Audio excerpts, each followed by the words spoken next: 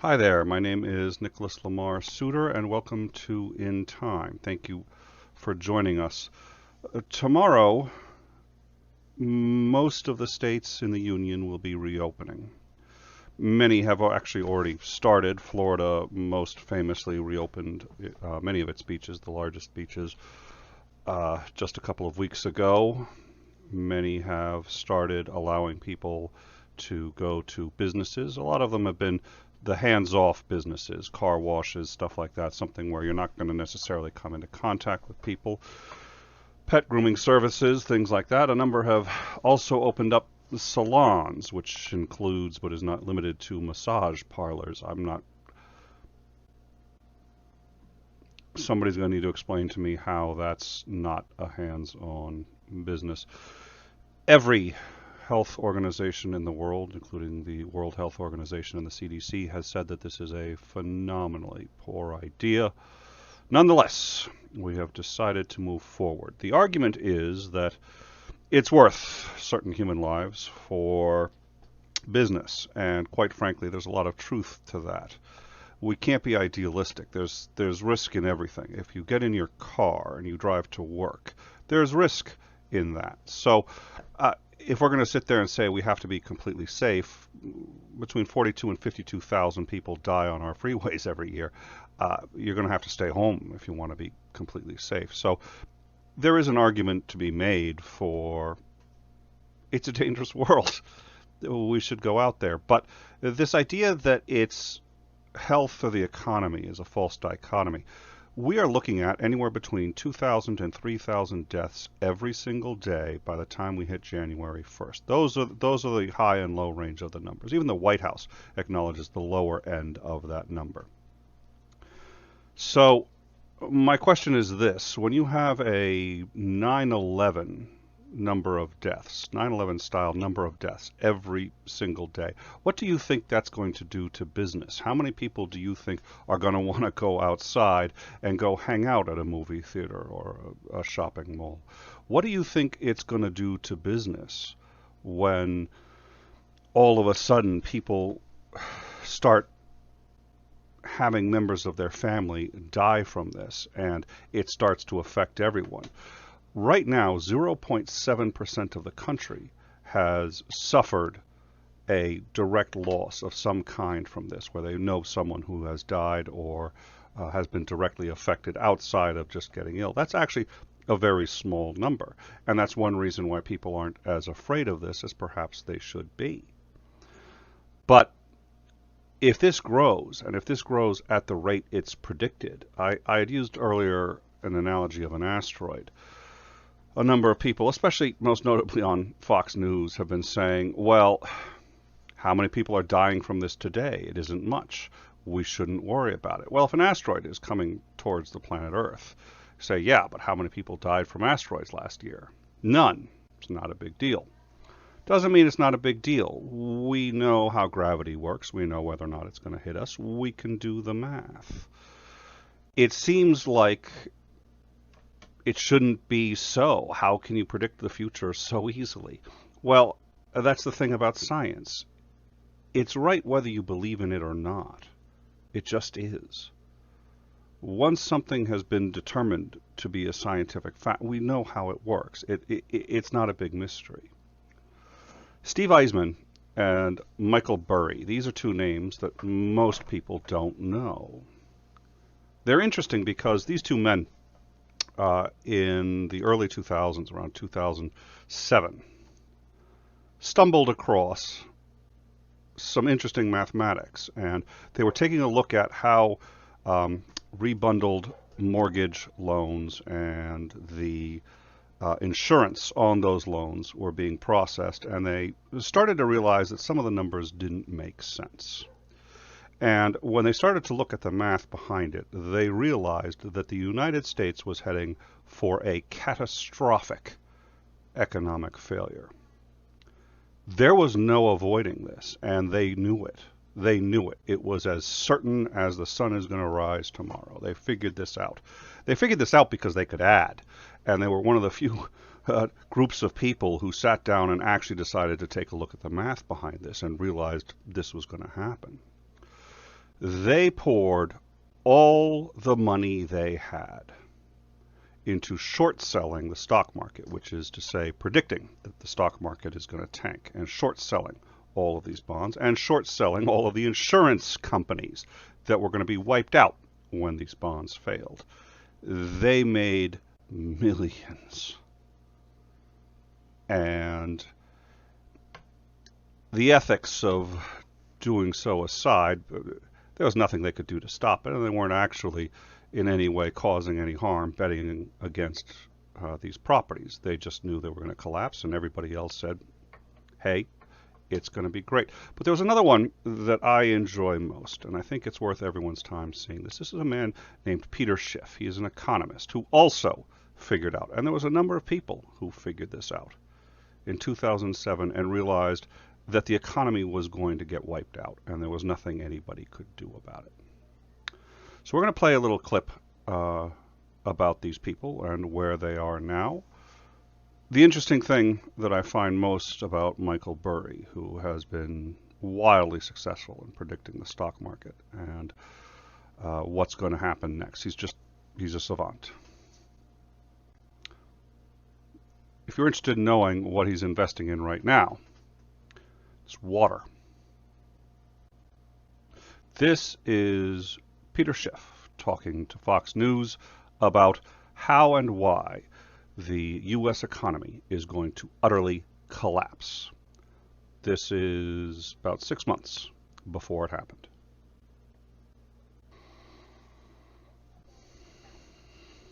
Recession or not, we're going to be joined by Art Laffer. He's Chief Investment Officer of Laffer Investments and former economic advisor to President Reagan.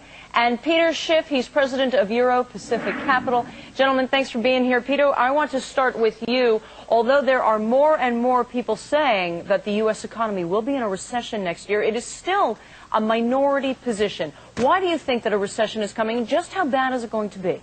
I think it's going to be pretty bad, and whether it starts in 07 or 8, I think is immaterial. And I also think it's going to last not just for quarters, but for years. See, the basic problem with the U.S. economy is we have too much consumption and borrowing and not enough production and savings. And what's going to happen is the American consumer is basically going to stop consuming and start rebuilding his savings, especially when he sees his home equity evaporate.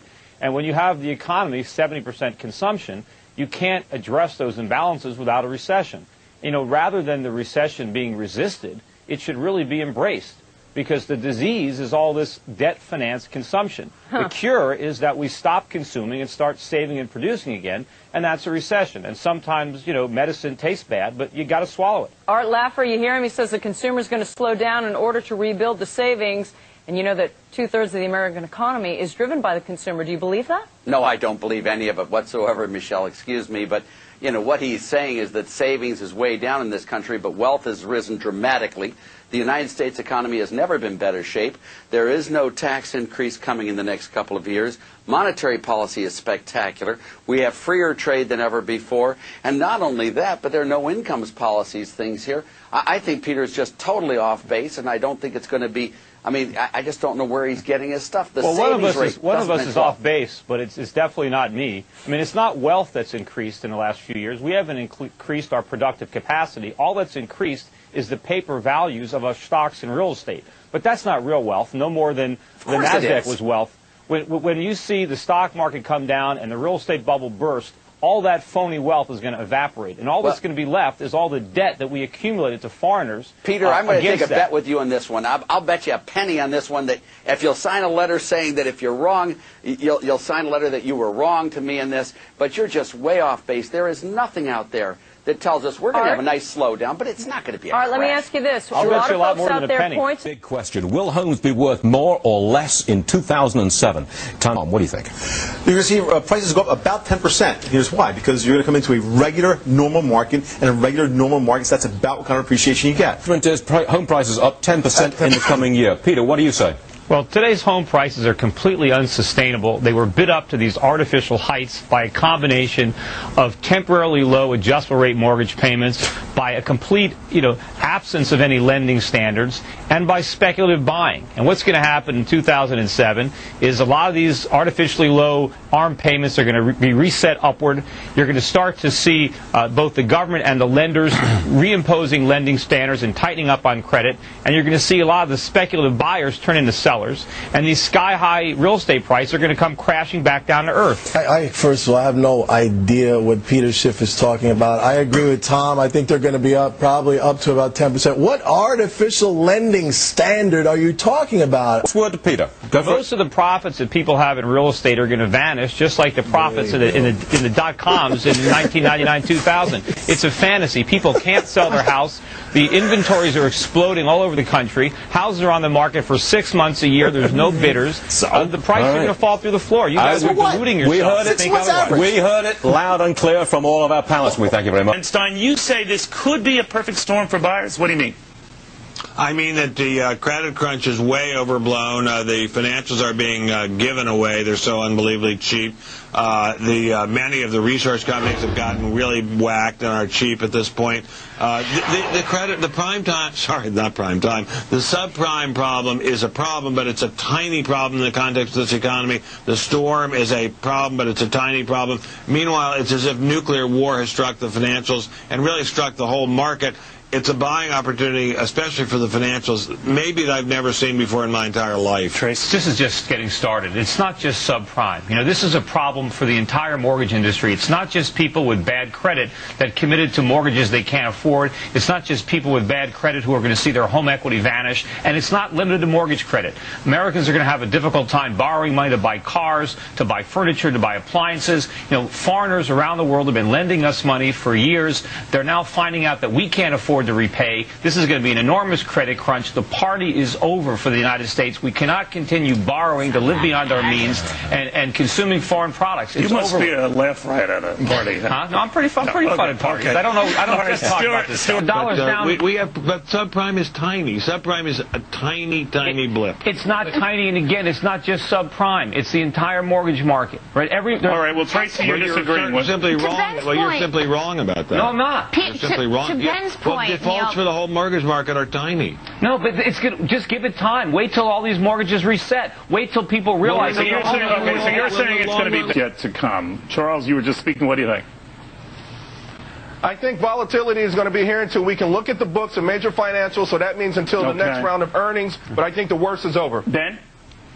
Well, I think stocks will be a heck of a lot higher a year from now than they are now. Tracy? Yeah, but we have more volatility to go, at least through September. Stuart? The big banks, the central banks, still have plenty of big guns to fire. They'll fire them when necessary. The worst is over. Peter, I guess razor blades are in order? The worst is yet to come. The fundamentals are not sound. They're awful. If the fundamentals were sound, we wouldn't be having these problems. All right, fair and balanced. Hey, you get to buy blue chip stocks at discount prices, but our pros say you can do that right now. It's time to get more for your money. Ben, what have you got, my friend?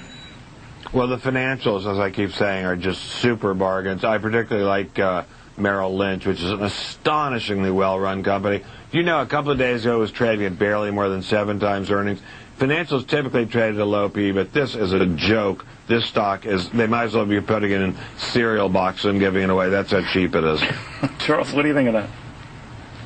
Yeah, I like the financials, too. Merrill isn't my top pick in the group. I think Bear is probably the cheapest, although the riskiest, and some of the others are better. But, you know, the financials are a great place, absolutely. So what are you doing, Charles? I, again, like Ben, like the financials. I like Goldman Sachs. It's like getting Dolce & Gabbana on sale. This is the creme de la creme of Wall Street. It's cheap. Isn't it still up substantially year over year, though? It is down, and it's probably actually going to go further. And I think that people should start nibbling at this thing. Peter, what do you think of that? Look, stay away from the financials. They're toxic. They're not cheap. They're expensive. You think they're at well, let me finish. So pessimistic. Let me finish. You think they're at low PEs. They have no earnings. Their earnings are going to disappear. I remember a year ago no earnings. Their earnings are huge. Ben, last year when people were talking about last year when people were recommending home builders and they were talking about they're at 5 or 6 times earnings, I said those earnings are fantasy. They're not going to be here. Fantasy about that. No, I'm talking. No, there's a lot of losses coming up in the future. These financials are going to get hit, and they're going to get hit hard. Don't believe what these forecasts are for future earnings. No, it's not. They're going lower. All right, Peter, I wish we had more time with you. I know you want to continue that expose on Santa Claus. Peter, you agree with that?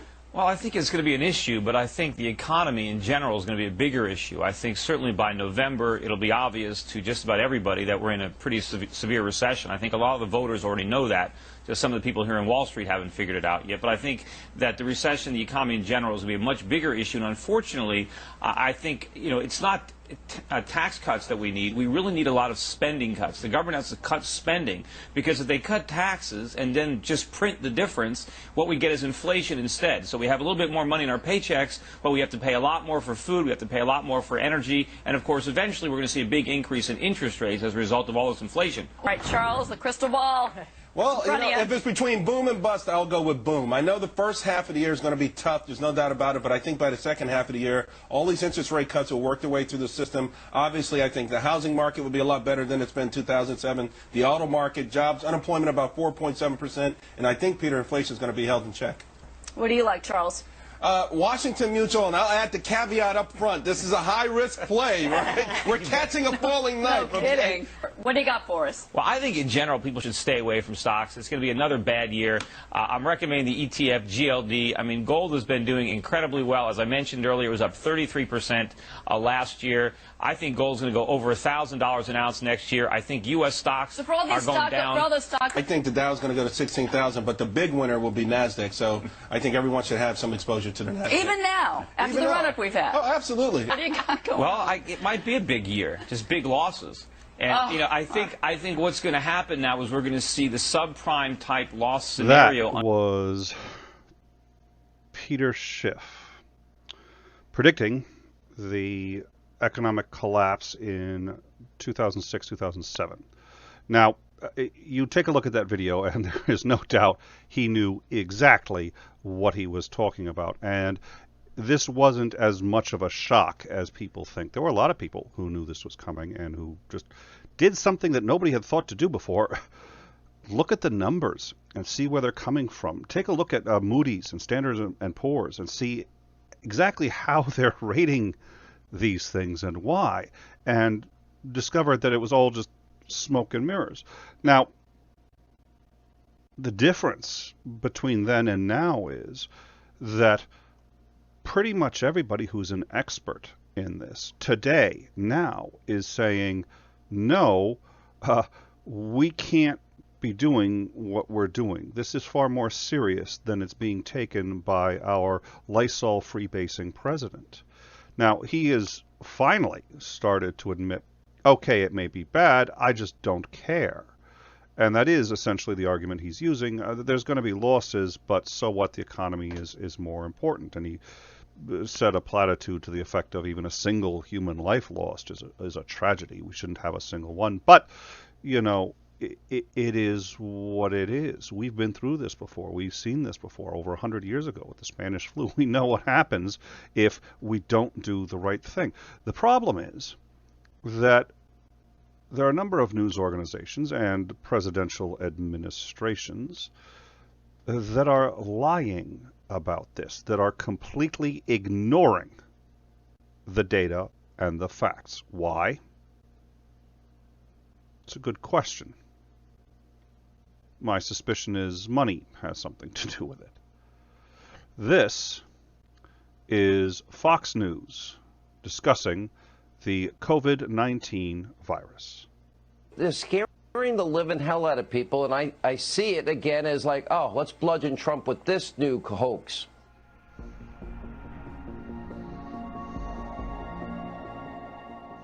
By the way, this program has always taken the coronavirus seriously, and we've never called the virus a hoax. I'm not afraid of the coronavirus, and no one else should be that afraid either. Hold my hand. I didn't take the social distancing that seriously. Friday, Saturday, and Sunday night, I went out to dinner here in the city, and I woke up this morning and I realized that was not the right move. Hannity, tonight, if you are over the mass hysteria, if you're over politicizing and weaponizing of the coronavirus, you are not alone. This very moment is a critical time for everybody in the country. My sources are very clear tonight. We are now entering what will be the crucial defining 15-day period as it relates to this virus. As much as we love sitting elbow to elbow, and we mean that sincerely, we want to set a good example for everyone and practice physical distancing.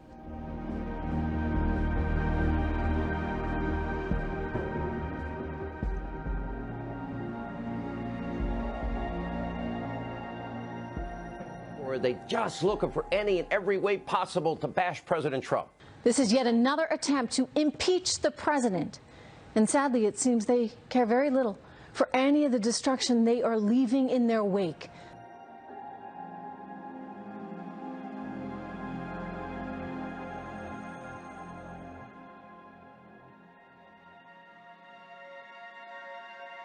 People you trust, people you probably voted for, have spent weeks minimizing what is clearly a very serious problem.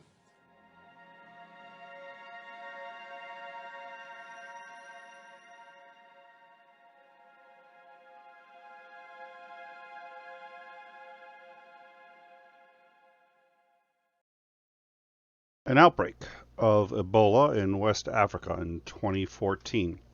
The U.S. administration under Barack Obama sends people to deal with it. They bring it back deliberately to the United States and put it in a level 4 biohazard facility. They do this following the strict guidelines set out by the World Health Organization and the CDC. They do this so that we can study it and learn and save lives. Fox News panicked over this. It was never released in the U.S., never harmed a single American on U.S. soil, not one. Coronavirus comes out and is killing thousands. And nothing to see here. The president's doing a spectacular job, and anybody who says otherwise is trying to incite panic. I want to be crystal clear. Nobody should panic.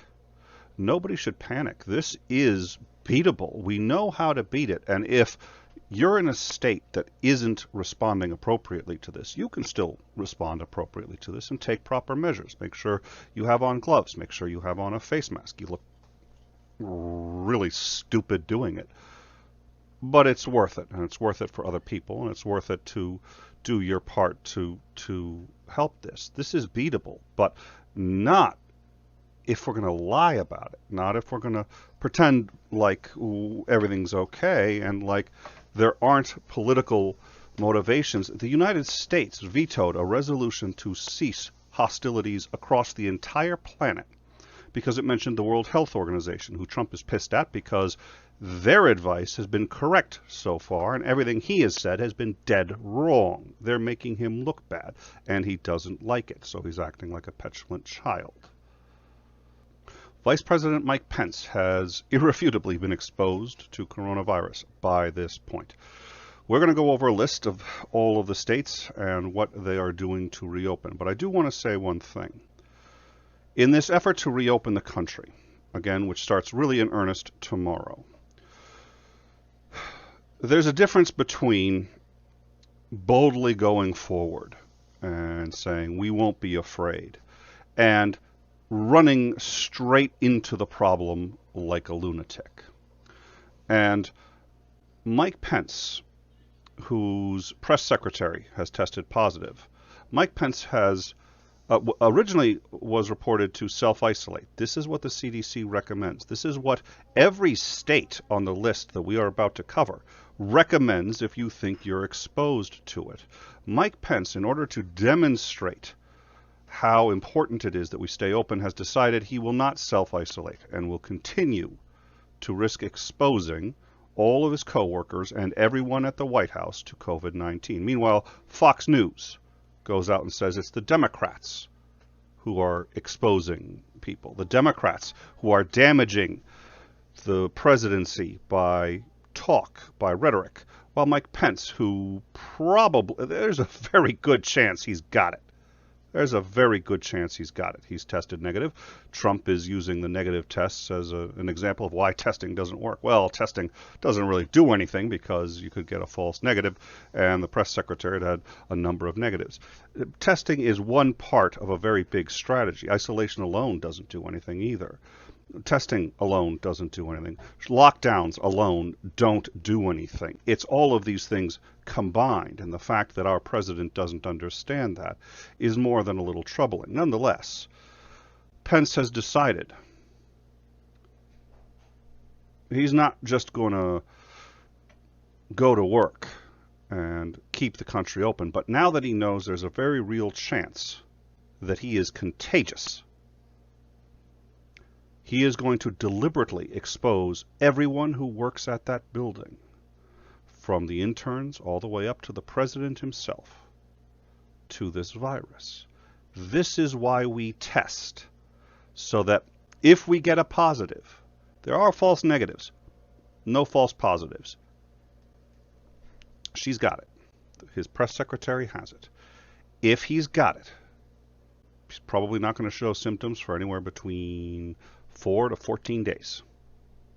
And in that time, he could infect everybody there. Probably will, actually, if he's got it, because that's how this works. It's math. It's numbers. It's no different than Peter Schiff, except for one thing. With Peter Schiff and Michael Burry, these guys were the outliers. They figured it out, and they did the math, and they realized that the collapse was an absolute certainty. They bet all their life savings on it, and they knew it was a sure thing. And they were right. Here, there is universal consensus amongst all scientists that this is where we're at. This is what's going to happen. Anyone who studied it. The only people who think this isn't going to happen are the people going with their gut and saying, nah, I think it's going to be okay. I can engage in wish thinking and go forward. And as I said before, the damage to the economy is going to happen anyway. It's going to happen anyway. With only 66 total cases of COVID-19 and only 2 deaths, Hokkaido, Japan, second largest island in Japan, declared a state of emergency on February 29th, 2020. Schools were closed. Businesses were closed. People weren't allowed to gather in groups, and there was an aggressive policy of isolation and contact tracing. This was the ideal response. This was the epitome of how to deal with this. They acted independently of the central government, and being on an island, they were able to really self-isolate, and they virtually eliminated the virus. 3 weeks later, after the number of new cases was falling to below 2 a day, businesses started getting antsy. The people started getting antsy and said, listen, this thing's done. It's not a big deal anymore. Let's go out. Knowing full well that this was against the advice of World Health Organization, of Japan's own health ministry, they decided to reopen, bowing to these citizens who were admittedly cooped up. And I feel it, you feel it, we all feel it. It's not fun being stuck in the same place for weeks on end. But they decided to open up, snatching defeat from the hands of victory. They opened, and on March 19th decided to lift the state of emergency. Citizens rejoiced. People went out and gathered in large groups. The businesses were having better business than they had in decades because everybody suddenly really wanted to go out. They wanted to go be with their friends. They wanted to see lovers, see people they hadn't seen. Everybody was just excited to go out. And then 2 weeks later, 2 weeks, the same number we've talked about in all this. It's a constant number. 2 weeks later, the numbers started rising again. Well, gee, how is that possible? We thought this thing was dead. Nothing. We've been outside for 2 weeks. What's going on? Numbers started to spike. Everybody figured it's an aberration. Let's not worry about it. Kept going up. By April 9th, they were recorded a record 18 cases in one day. And by April 26th, by April 14th, 26 days later, after the lockdown had been lifted, the number of cases was up 200 to 209, which was an 80% increase over where it had been when the lockdown was initiated. The economy started to tank. Why? Nobody wanted to go outside. Nobody wanted to do grocery shopping. The people who weren't following the procedures anymore. They figured, hey, it's been 2 weeks. You can't get sick. Social isolation had just fallen completely through. Nobody was practicing the procedures. It's been 2 weeks. Everything's fine. They were forced to lock down again and restart the entire process. Like most things in life, half measures are often far worse than doing nothing at all. You get the downside, the worst of both cases. That's what happened in Hokkaido, Japan, and that's what's going to happen here if we stay on this course, which it looks like at this point is inevitable. So what are we looking at? Well, 50 states, 50 different measures, 50 different ways to open. Let's go through them. On Monday, most of the states will start in earnest doing some kind of opening. Alabama will be opening churches, and social gatherings of any size will be allowed anywhere across the state so long as people stay 6 feet apart. Gyms, salons, and barbershops can reopen. Restaurants, bars, and breweries will be able to open and serve customers inside so long as the tables are set 6 feet apart, and so long as each of these places do not exceed 25% of their maximum capacity. Masks will be required for all people who go outside, and people who test positive for COVID will be required to isolate, which is interesting because you get in.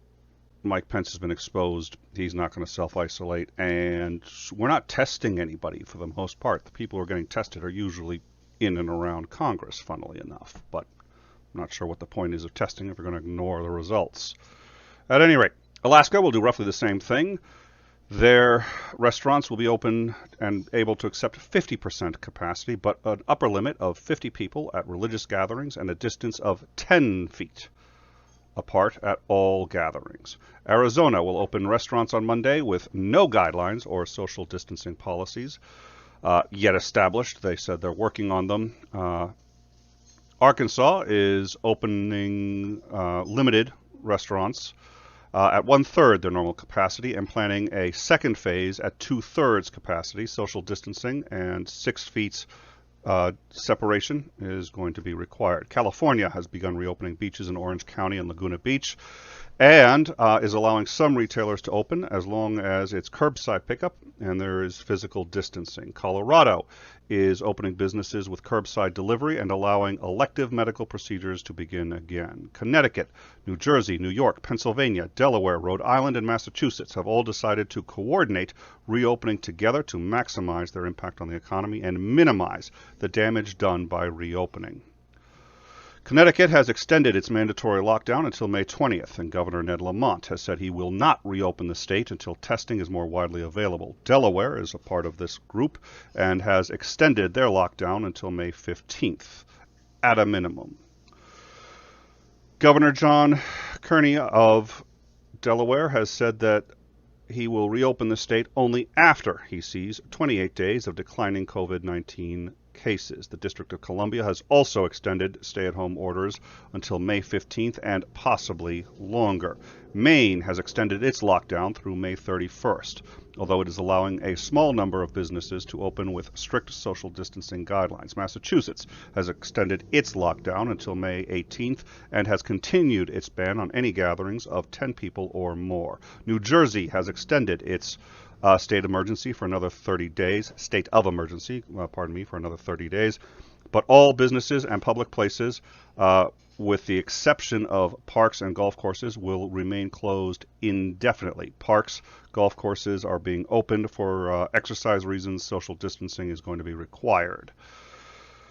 New York continues its lockdown at least through May 15th and has said it will not even consider reopening until hospitalization rates have been in decline for 2 weeks. They have also said that they will strictly follow CDC guidelines regarding opening and will have a phased reopening plan starting with the lowest risk businesses.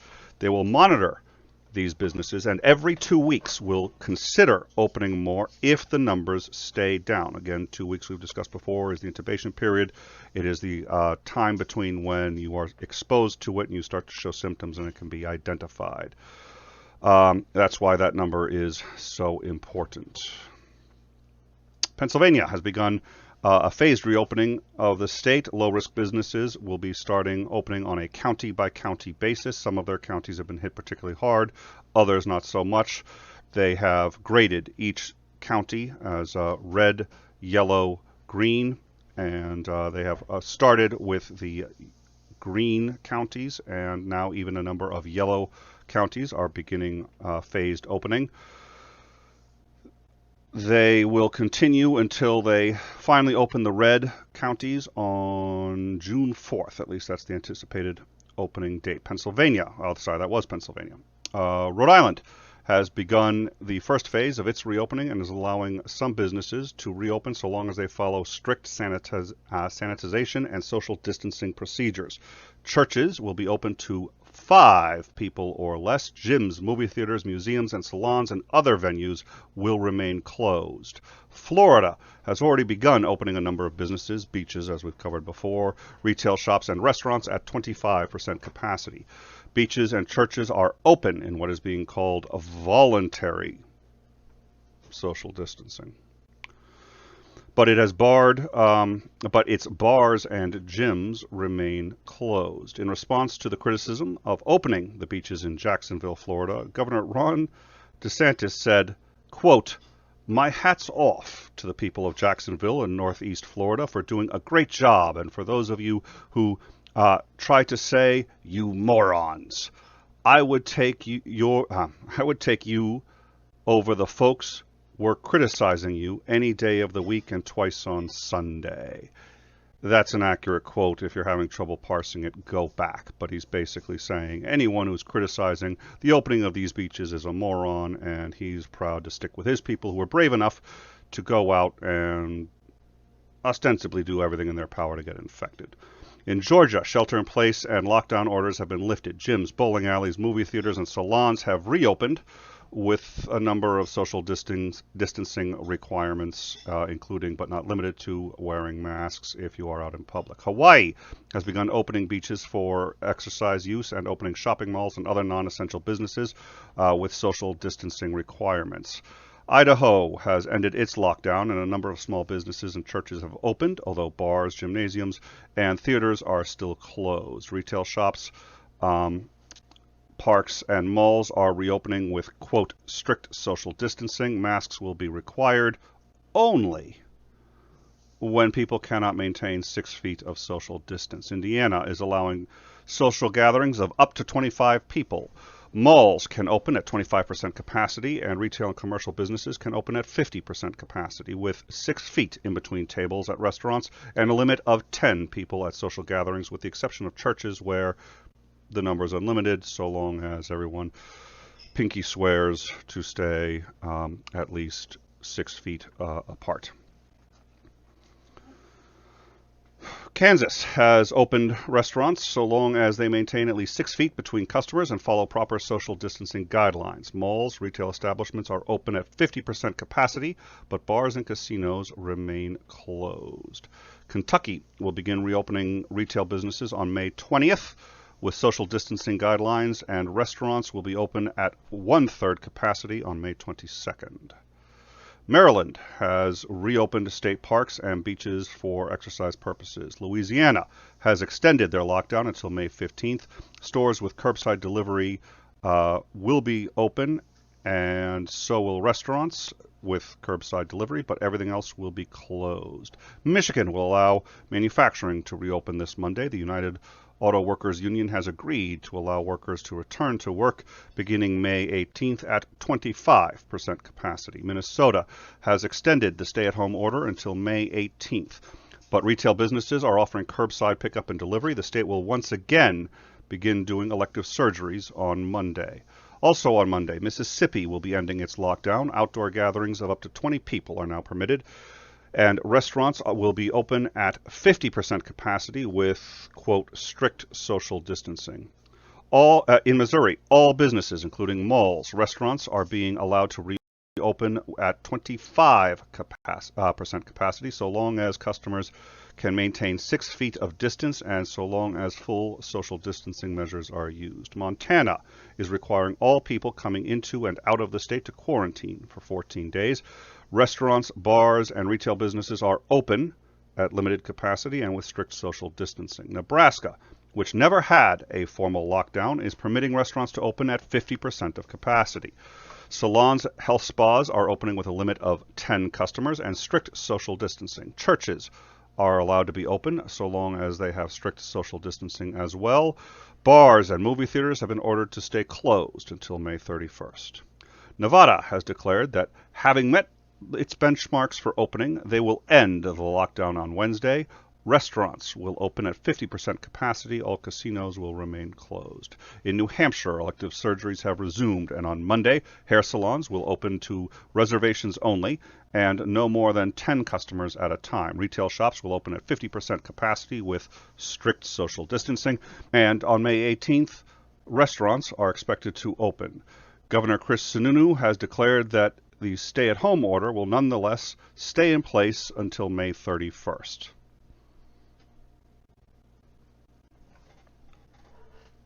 The state's opening, but stay at home. If somebody gets that, please explain it to me.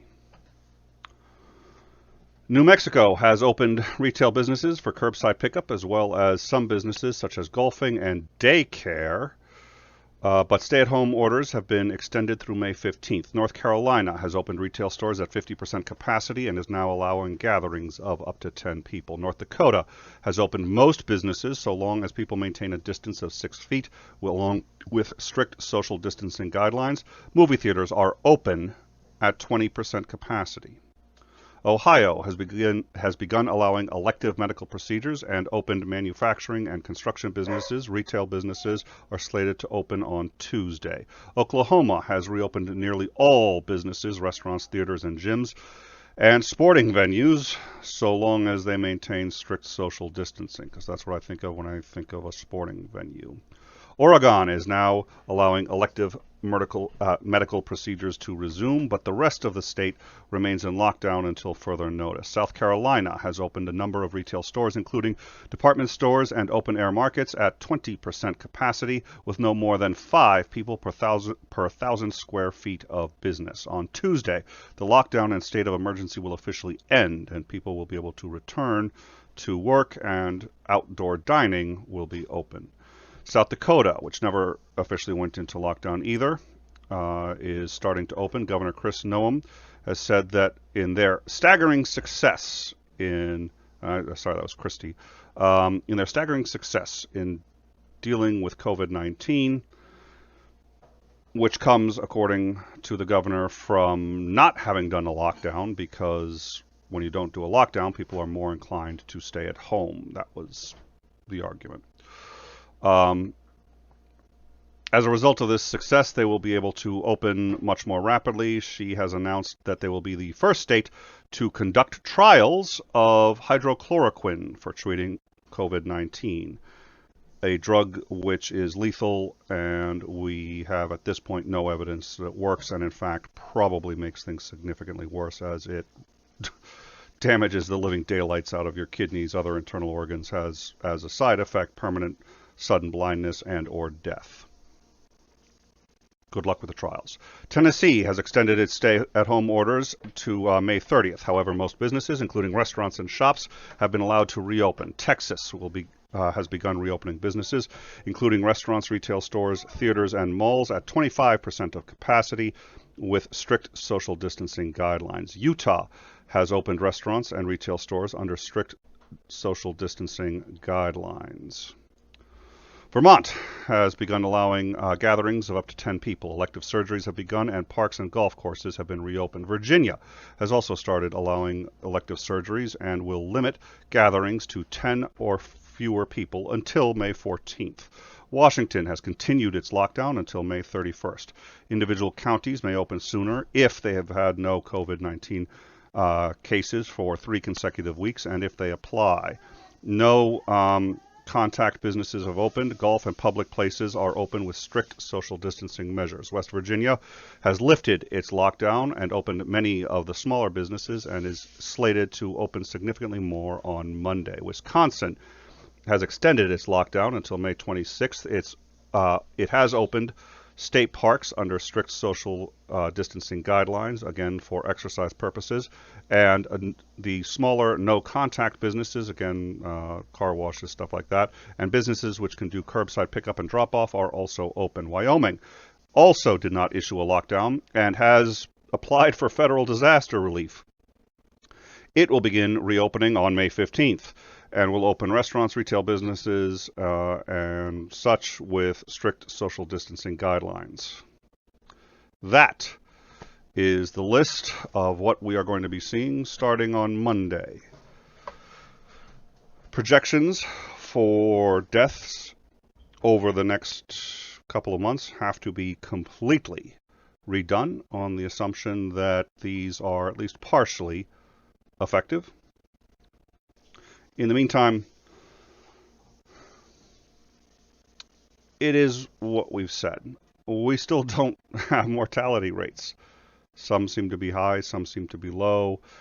In all cases, we have identified that the elderly get hit hardest. I am surprised Mike Pence isn't being treated more seriously. The British Prime Minister, it turns out, very nearly didn't make it, and they were preparing and assuming the fact that he probably wasn't going to. It looks like it was pretty close for a while, but he is okay. But this is now easily inside the White House, and Mike Pence is doing his best to make sure it stays in the White House. So having said all this, the general consensus is that a second lockdown will have to come. The damage to the economy is unavoidable at this point.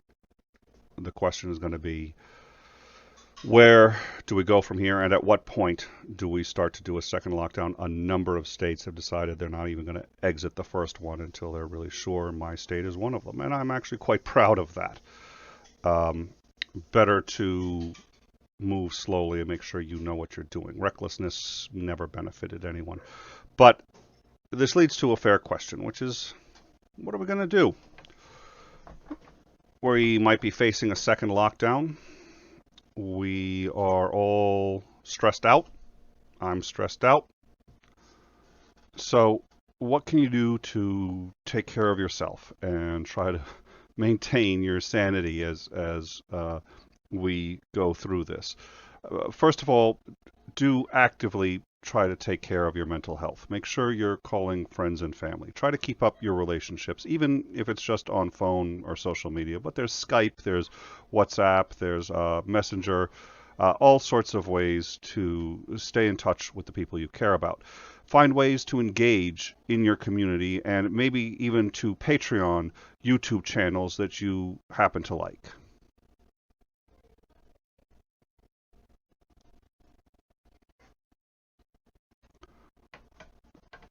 Also, many psychologists and therapists and clinical workers are available, and they're making themselves available online and through video conferencing. Zoom has become extraordinarily popular with that. And also many primary care physicians, if you feel like you do need to speak to a doctor, many primary care physicians are in fact available now and taking Zoom calls, which has actually sped up the process of being able to see patients. They're taking more patients now at a faster rate. They can't obviously physically examine you, but it is a step in the right direction if you're not feeling well. Make sure that you try to keep your routine as normal as possible. If you're homeschooling, have your children actually dress for school. Dress yourself for work, even in $400 suits if you have to.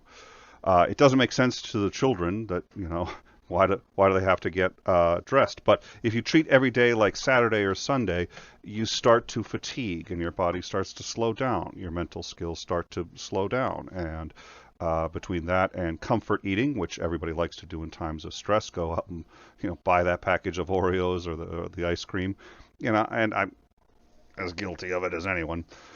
But that's a problem, and it affects your mental health. Take care of yourself and try to just do sort of the basic, shower, shave, and these are some of the things that, especially as we all get stressed, and we're all stressed, this is scary for everybody. Having that routine helps. And while it's important to stay educated on what's going on, you want to make sure that you don't get information overload, that you maintain a sense of balance, and that you sort of remember what makes life worth living. Don't just watch the news 24/7. Was that really on the copy? Did we mean to say that? Can somebody... It says you shouldn't watch the news 24/7. I'm not convinced of that. I mean, if you're gonna, you can watch us 24/7. I mean, we got loads of content, and if you want to see like Deconverted with Aaron Ra, or you want to see Cyrus the Skeptic, or I think this is a typo. But it's important to stay educated. That's your best defense against this. But obsessing over it all the time, it reminds me of South Park when right after 9/11. I think it was Stan's parents, no, Kenny's parents. I think his father comes out and sees his wife on the couch and says, she's watching CNN, and he says, well, gee, you've been watching CNN for 28 days now. Don't you think it's time you take a break? And I'm probably more guilty of that than most, but take a break. Remember to exercise. One of the reasons why states are taking the opening of parks so seriously, and I'm ambivalent about this. I think it's a good idea if people practice social distancing, practice that. If you're going to go for a walk, I think that's probably a good idea. Go out and get some sunlight. It won't kill the virus, Donnie. But go out and get some sunlight, and go out and get some exercise. And if you can, exercise with other people. Go with your family out for a walk. Make sure you see somebody else there. Cross to the other side of the street. You feel like an idiot doing it. Do that. Go out with the masks. Do that. Social distancing isn't just to protect yourself. It's to protect other people. So make sure that when you do go out and try to get a little fresh air, or even if you're just doing circuits in your backyard, you feel stupid. It's all right. We need exercise. We need to engage with others. Solitary isolation is a punishment in prison, and there's a reason. We're starting to understand just how much damage that does to the human psyche. It's not good for us, even if it's with people you love. Especially if it's people you love. I don't think Mrs. Soutter heard that. All right, good. So it's not good for you, and you're stuck with it. We're all stuck with it. But you have to take care of yourself. Make sure too that and this sounds weird to bring this up. Alcoholism is skyrocketing right now. People are drinking. I understand why. It's boredom. There's nothing else to do. Smoking is going up too. Smoking reduces stress. Alcohol in the immediate short term really does provide some relief to depression, but in the long term, it's just boy, does it add to it. It's not a good thing to be doing right now. It's not good for you. It's not good for the people around you. Trust me on this one. Trust me on this one. Try to take a break from that. And that's not just me talking. These are medical guidelines. Do try to go out and play cooperative video games, even with your friends, and go out and stay engaged if you can. It's important to remember why we're living. Go out and take a look at pictures of Italy, and preferably not perhaps the ones of Italy today, but where it's been, and think about if you've ever wanted to travel there or write or whatever it is that you want to do. We will go back to normal. That is gonna happen. It really will. I promise you. It's just a question of how long. And until then, it is triage, which we've discussed about here. But it part of that is take some time for yourself too. Read a book you're interested in, writing, play some video games, do whatever it is. And that's hard to do. If you're in a small house or apartment with family, that's very hard to do. Tell everyone in your family that you guys need to find ways that everyone can spend some time alone, away from everybody else, so that they don't kill anyone. I'm okay. I really am. Yeah, I'm okay.